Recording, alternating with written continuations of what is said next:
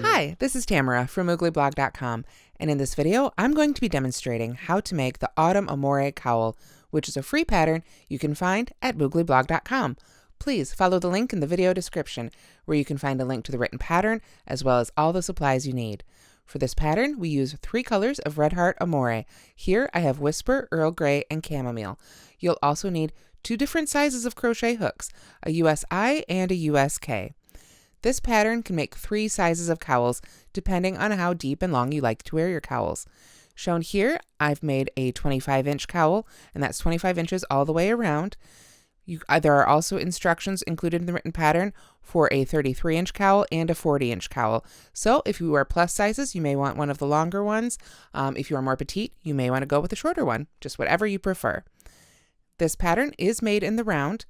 Let me go ahead and pull this up here. You can see here that I did not cut the yarn. I just go ahead and pull it up for every round as we change colors. So you'll want to carry that along the inside of your project, and you just want to make sure that the tension's not so loose that it will get caught on things, but not so tight that it puckers your fabric. So let's go ahead and get started with this pattern. All right, to make the Autumn Amore Cowl, we're going to start from the bottom up with this small section of ribbing here, then the moss stitch, and then more ribbing. So to begin, you want to pick whatever color you're using for your ribbing. If you've made the matching hat, you might want to use whatever you used for that brim. Let me set that one aside. And we're going to begin, like I said, with whatever that color is that we want to use and a USI hook. So that's the smaller of our 2 hooks. Now round 1 of the Autumn Amore Cowl is made with foundation double crochet stitches. I do have a separate tutorial for this linked in the written pattern as well as the tutorial that's on mooglyblog.com at the link in the description. So if you're not familiar with those, you'll want to watch that video tutorial. Basically, I'm going to make foundation double crochets, and the number is going to depend on what size I'm making. If you're making the 25-inch cowl, you would want to make 100 foundation double crochets. If you're making the 33-inch cowl, you'd want 130. And if you want the 40-inch cowl, you would want 160 foundation double crochets.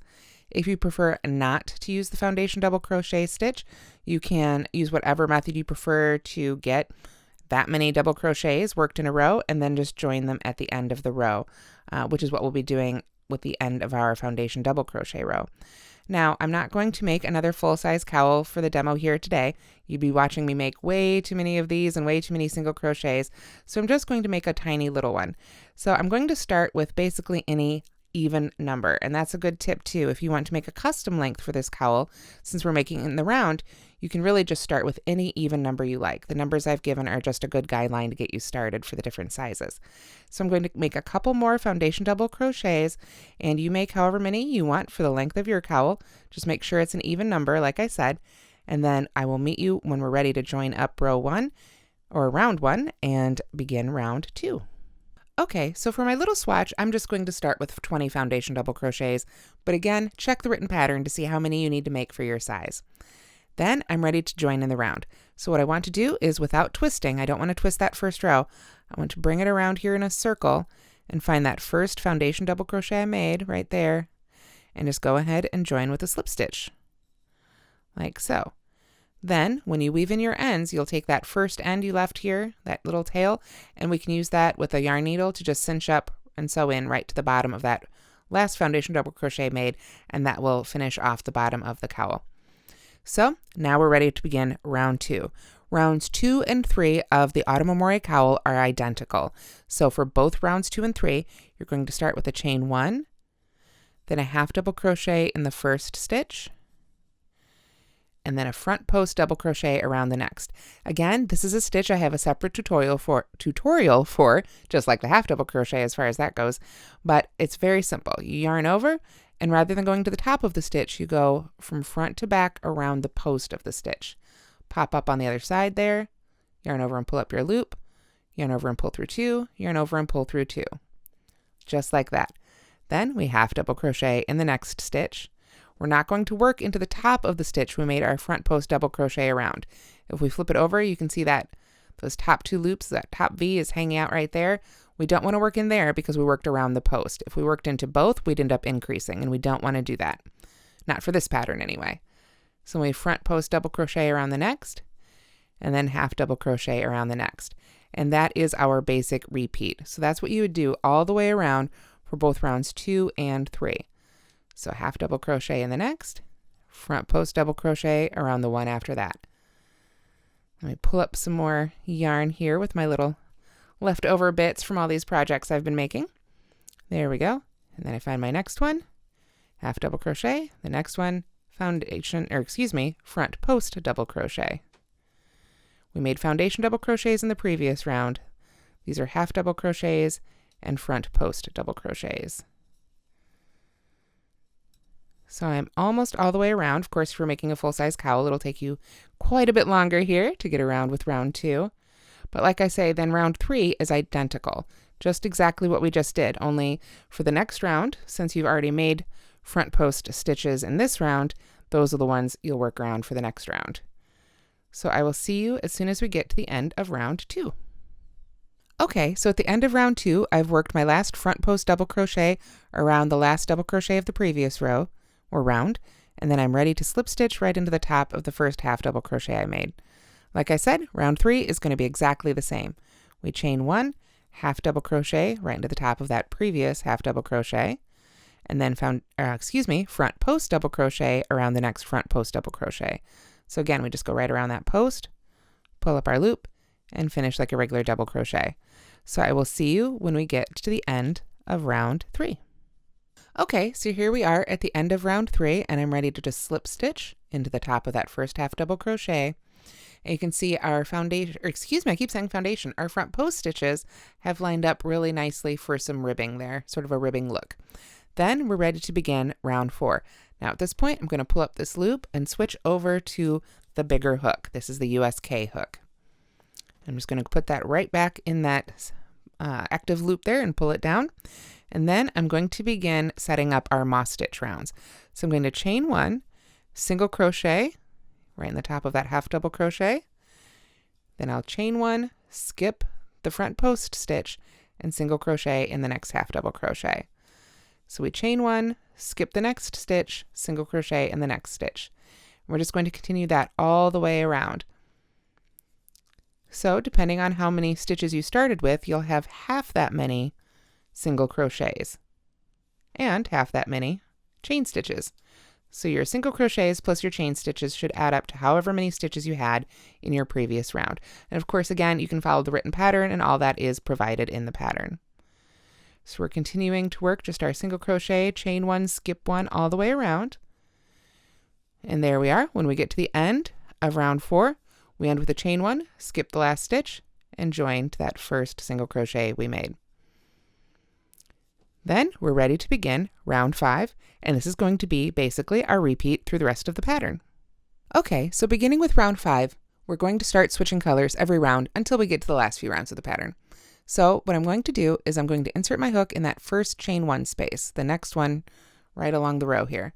Then I'm going to go ahead and drop the color I've been working with and pick up the next color that I want to work with. I'll yarn over, leave a nice little tail there so I can weave it in when it's done. But I'm just going to pull that right through that chain 1 space and through the active loop, basically making a slip stitch with our new color. Tug down on those ends there so it doesn't get away from me, and then we're ready to begin our repeat again, where we chain 1, single crochet right in that chain 1 space we just slip stitched into. There we go.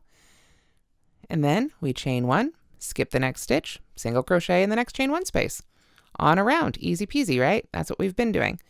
Single crochet in the next chain 1 space, chain 1, skip the next stitch, single crochet in the next chain 1 space, chain 1, skip the next stitch, single crochet in the next chain 1 space, chain 1, skip the next stitch, all the way around.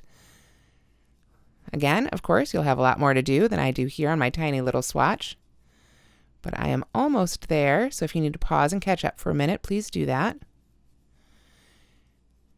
And then eventually here, you'll get to the end of round 5. I've got a chain 1, and there's that single crochet that we joined to at the end of the previous round. I'm going to go ahead and skip right on over that and join to the first single crochet we made in this round. And then with round 6, we're ready to pull up our next color. Okay, so to begin the next round, we're going to do the same thing. We go into that next chain 1 space, go ahead and drop the color we've been working with, pull up our next color. I'm using 3 colors. This is where our third color finally comes in here.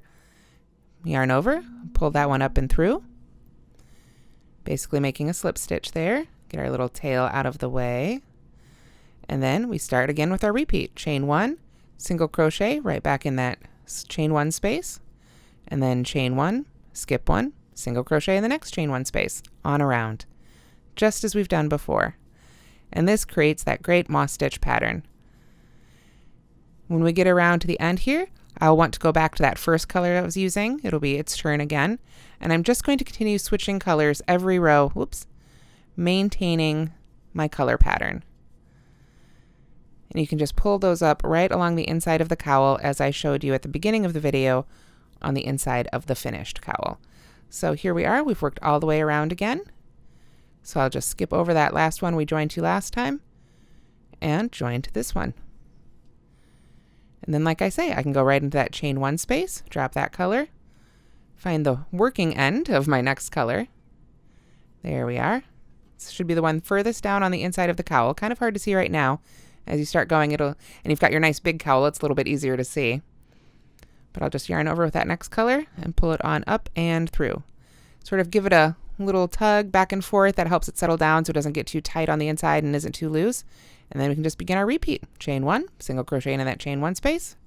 Chain 1, skip the next stitch, do it again, all the way around. And we're going to do that for a total of 36 rows. So when you've made 36 rows total, that's including though those first 3 rows that we made for our ribbing, then it's time to add the last few rows, which is more ribbing essentially to top it all off. Now you can vary this absolutely if you want a narrower cowl or a shorter cowl, I guess I should say, since we're working bottom up. You can absolutely use fewer rows. You could add more rows if you want it really tall and slouchy. It's whatever you want to do. This is a very flexible pattern. We're just going to keep making rows until we've got the height we want, or like I said, if you're following the written pattern, it'll be 36 rows total. So after you've made your 36 rows around, then it's time to go ahead and begin the last few rounds of our finishing. I keep calling it a brim, but the little edging there that goes at the top of our cowl. So I'm going to go ahead and make, I think, one more round here with our moss stitch, and then I will demo how to do those last few rounds of the cowl. Okay, so let's pretend we've made all 36 rows of our pattern so far, and we're ready to begin round 37. I went ahead and cut the other colors of my yarn, which are actually the white and the darker gray, because I'm going to use that medium gray, the first one I used here in the middle, the Earl Grey, to finish off my pattern as well. So I went ahead and cut those other ends just to get them out of the way. I don't need them anymore. Now I'm going to go ahead and pull this last slip stitch out, the very last slip stitch I made of the previous round. So let me pull that one back out here. And that was the one that just joined it at the end. Because what I want to do now is slip stitch using our next color. So the color we're going to finish off our pattern with, that's the one I want to pull through to finish off that slip stitch join, like so. Then I'm going to go ahead and pull that loop up, get rid of that K hook, and switch back to my smaller I hook. Now the reason, I haven't mentioned this in any of the previous videos for these moss stitch patterns in the series, the reason we switched to an I hook for this little brim section is because the moss stitch with those with those chains in between isn't quite as wide as actually, say, if you had 3 single crochets, that would be a little bit wider than a single crochet, chain 1, single crochet. So we switch hooks in order to keep this section the same width. If we use the same hook size, we could end up with quite a bit of flare because this stitch pattern just turns out to be wider. So that's why we're switching over, in case you were curious, to a smaller hook. Now we're ready to begin round 37. So we chain 1, and then we begin our repeat. We're going to half double crochet in each single crochet,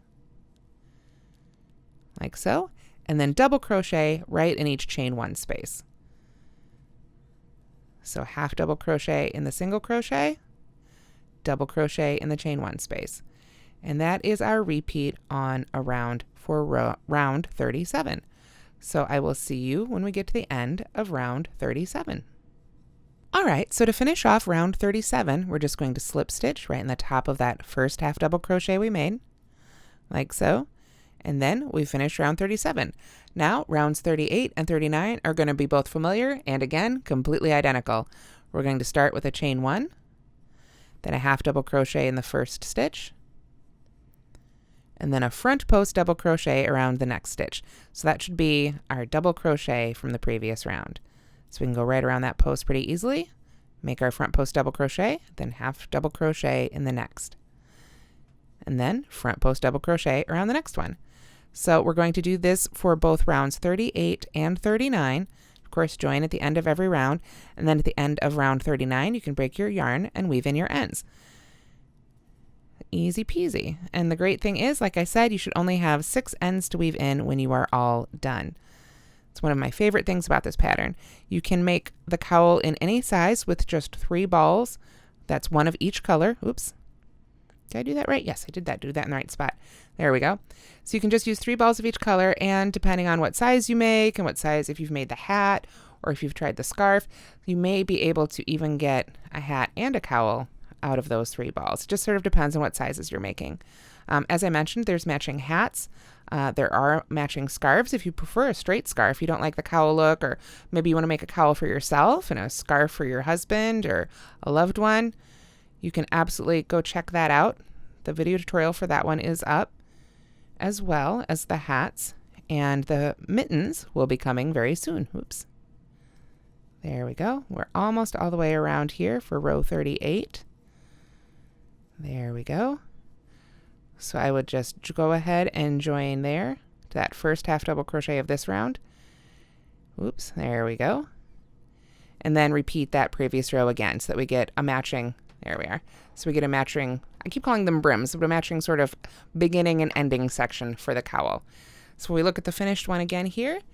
You can see we had our beginning little brim type section, our ribbing, then our moss stitch rows, and then finally the last few rows of edging. And of course, again, you'll want both a US K hook and I hook for this, and Red Heart Amore. So I hope you'll check it out. I hope this video helped you make your own cowl. If you did, if you liked it, please give us a like. Let us know what you think in the comments. And don't forget to subscribe to the channel. And again, please go to the link in the description where you'll find everything you need, as well as the written pattern, the matching patterns in this set, and if it's still October 2018, some great giveaways you won't want to miss. Thanks so much for watching.